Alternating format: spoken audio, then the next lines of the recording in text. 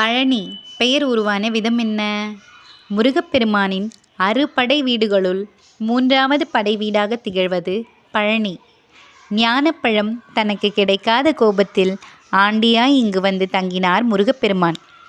அதனால் அவரை இங்கு ஆண்டி கோலத்தில் தண்டாயுதபாணியாக காண முடிகிறது. மூலஸ்தானத்தில் உள்ள பழனி ஆண்டவர் திருமேனி போகர் சித்தரால் நவபாஷணத்தால் உருவாக்கப்பட்டதாகும். இதனால் மூலவர் மீது அபிஷேகம் செய்யப்படும் பொருட்கள் எல்லா நோய்களையும் குணப்படுத்தும் வல்லமை பெற்றுள்ளன. பழனி என்பது அங்குள்ள மலையின் பெயராகும்.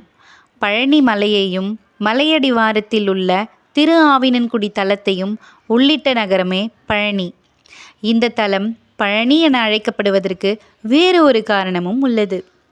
சிவனும் பார்வதியும் தம் இளைய மைந்தனான முருகப்பெருமானை ஞான பழம் நீ என அழைத்ததால் பழம் நீ என வழங்கப்பெற்று அதுவே பின்னர் பழனி என மருவிவிட்டது.